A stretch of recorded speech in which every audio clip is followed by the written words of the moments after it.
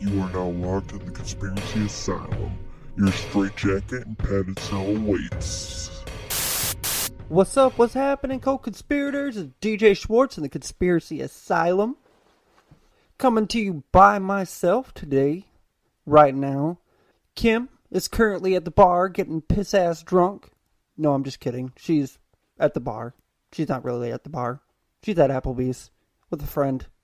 And I'm here all by my lonesome. And I wanted to do an episode. So I decided to do RFK, maybe a short little episode for you guys, just for you. Exclusive. Just for you guys, you know. So this is going to be kind of just off the cuff, limited editing. I don't want to do a whole lot of editing with this, you know. I want to do one that's basically live, but it's not live because I don't have internet at my house, or I would be doing it live on Spreaker. Now, RFK is the brother of the infamous president, John Fitzgerald Kennedy, who we just did an episode on. If you haven't checked that out, you need to go check that out. We did a lot of research for that one. It was another one like Apollo 11 where we just kept on digging and digging and digging. We found a bunch of shit. RFK, he never became president. He most likely would have become president if it wasn't for Sirhan or powers that be fucking him up. So, let's get on to it. Robert Francis Kennedy was born on November 20th, 1925 in Brookline, Massachusetts, the seventh child in a closely knit and competitive family of Rose and Joseph P. Kennedy. I was the seventh of 9 children, he later recalled, and when you come from that far down, you have to struggle to survive. So yeah, he was one of the little annoying brothers, you know. Joe Jr. was supposed to be like the star politician, and it ended up being Jack and Robert.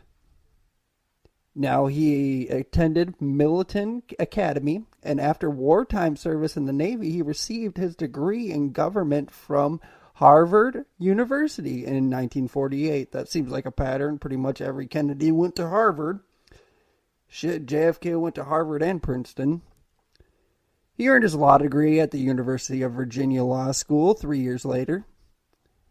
Perhaps more important for his education was the Kennedy family dinner table, where his parents involved their children in discussions of history and current affairs. I can hardly remember a mealtime, Robert Kennedy said, when the conversation was not dominated by what FDR was doing or what was happening in the world. Meaning that he couldn't remember a mealtime unless it was about a subject. I could totally see him like tying pizza to like genocide because of that shit. So, in 1950, Robert Kennedy married Ethel Skakel of Greenwich, Connecticut, another place where a lot of rich people come from. Nothing against Connecticut or Greenwich, Connecticut, but there's a lot of privileged people that come from there. She was the daughter of Anne Bronek Skakel and George Skakel, founder of the Great Lakes Carbon Corporation. Robert and Ethel Kennedy later had 11 children. That was normal back then, though, especially for like a Catholic family. In 1952, he made his political debut as the manager of his older brother's successful campaign for the U.S. Senate. So him and JFK were pretty much like, you know, the best of friends. They were real close. The following year, he served briefly on the staff of the Senate subcommittee on investigations chaired by Senator Joseph McCarthy. Disturbed by McCarthy's controversial tactics, Kennedy resigned from the staff after 6 months. He later returned to the Senate subcommittee on the investigations as chief counsel of the Democratic minority, in which capacity he wrote a report condemning McCarthy's investigation of alleged communists in the army. His later work as chief counsel for the Senate Rackets Committee investigating corruption in trade unions won him national recognition for exposing Teamsters union leaders Jimmy Hoffa and David Beck. So he had a lot of beef with the mafia, basically, because a lot of the unions were either protected by the mafia or they were involved with the mafia. In 1960, he was the tireless and effective manager of John F. Kennedy's presidential campaign. He must have did a really good job because he ended up winning, so... After the election, he was appointed Attorney General, of course, in President Kennedy's cabinet. This was like his little bro. They were like closer than two nuts in a nutsack, for real. So, while Attorney General, he won respect for his diligent, effective, and nonpartisan administration of the Department of Justice. So he was reaching across, the aisle to Republicans and Democrats alike just to try and get things done, which is the way things should be, in my opinion. I hate the fact that we have two major parties. I hate the fact that we have parties, period. It should be just down to what you believe in. Some people just believe that they're Republican just because of one or two issues. Me, I'm like right in the middle, I've got a lot of strong opinions about shit. And Kim knows that more than anybody. But I've got a lot of strong opinions about shit. I'm not going to label myself anything. Because I've got some Republican conservative views. And I've got some liberal Democratic views. I'm on both sides. I'm like right in the fucking middle, man. I'm not going to list off all the things. Because I'm just going to start a riot if I do. So, back to the subject.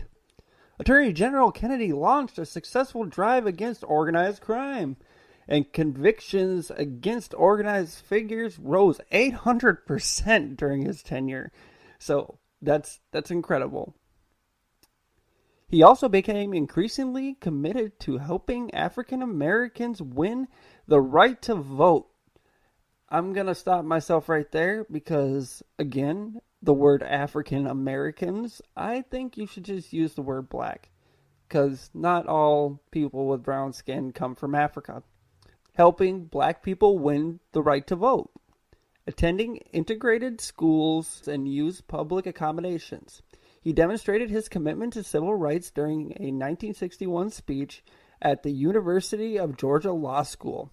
We will not stand by or be a loaf. We will move. I happen to believe that the 1954 Supreme Court school desegregation decision was right. But my belief does not matter. It is the law. Some of you may believe the decision was wrong. That does not matter. It is the law. So that was a quote from him during that speech at the University of Georgia Law. And I completely agree with him. It's just another case of, you got to do it because you got to do it. Some people are children about that shit, and they'll argue and argue and argue. You ain't going to change shit. That's the way it is right now. I'm all for standing up for what you believe in. But when it has zero merit, like some of these racist, ignorant motherfuckers, there's no point in fighting it because you're going to fucking lose. In September of 1962, Attorney General Kennedy sent his U.S. Marshals and troops to Oxford, Mississippi to enforce a federal court order admitting the first African-American, first black student, James Meredith, to the University of Mississippi. The riot that had followed Meredith's registration at Ole Miss had left 2 dead and hundreds injured. There's a documentary out there that I think it's a 30 for 30 for ESPN. I'm a big sports fan too, and it's about that year because I think their football team did really well that year too, but it was overshadowed by the riots, which is really fucking stupid. The reason the riots happened is because people were ignorant and they weren't used to having people of different skin color around them. And it's really fucked up that they couldn't just come together and say, hey, we're one school. We're going to watch this football game. Who gives a fuck what color skin you have? After that, Robert Kennedy believed that voting was the key to achieving racial justice and collaborated with President Kennedy in proposing the most far-reaching civil rights statute since Reconstruction, the Civil Rights Act of 1964, which passed 8 months after Kennedy got shot. After JFK got shot, I should say. President Kennedy got shot.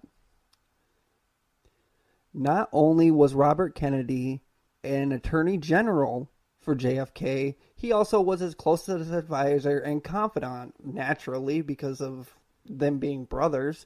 During the 1962 Cuban Missile Crisis, for instance, he helped develop the Kennedy's administration strategy to blockade Cuba instead of taking military action that could have led to nuclear war.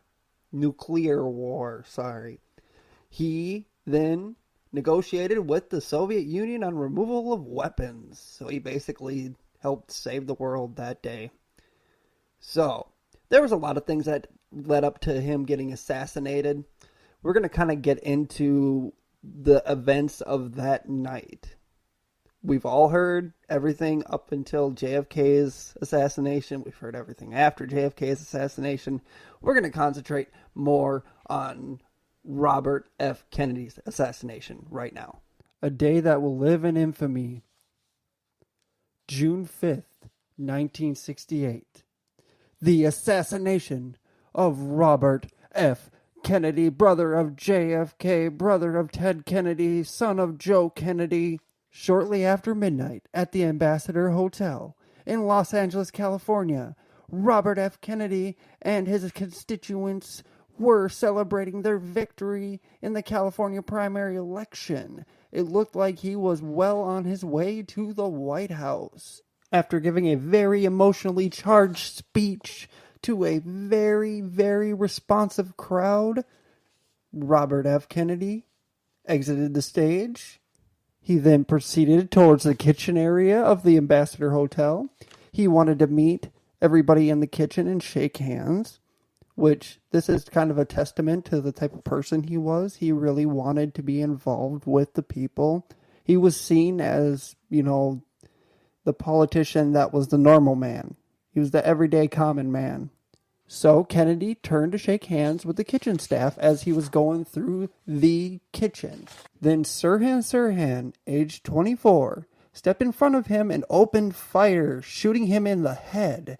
You got to remember, this is just the official story of what happened. We will go through all the theories and everything later. After making the fatal shots, Sirhan was tackled by a group of individuals, including authors George Plimpton and Pete Hamill, Football Hall of Famer Rosie Greer, and Olympic gold medalist Rafer Johnson. I don't know any of those people. I know none of those people. The short, slim Sirhan, who stood at just 5 feet 5 inches tall and only weighed 120 pounds, this guy was tiny, is remembered to have exerted almost superhuman strength. Even though one man held his wrist to a steam table in the Ambassador Hotel pantry, Sirhan was able to fire off 5 or 6 more shots, even as he was held around the neck, body, and legs. It took 6 men to wrestle the .22 caliber pistol out of Sirhan's grip. Other than Kennedy getting shot, there were 5 other people that were also shot. Bet you didn't know that, because I didn't know that until I looked into this. There was an official with the United Automobile Workers Union, Paul Schrade, William Weasel, an ABC TV unit manager, Mr. Weasel, Ira Goldstein, a reporter with the Continental News Service, Elizabeth Evans, a friend of Pierre Salinger, one of Kennedy's campaign aides, and Erwin Stroll, a teenage Kennedy volunteer. They all survived except for, obviously, RFK. "Let me explain," Sirhan shouted as he was being subdued. "I did it for my country."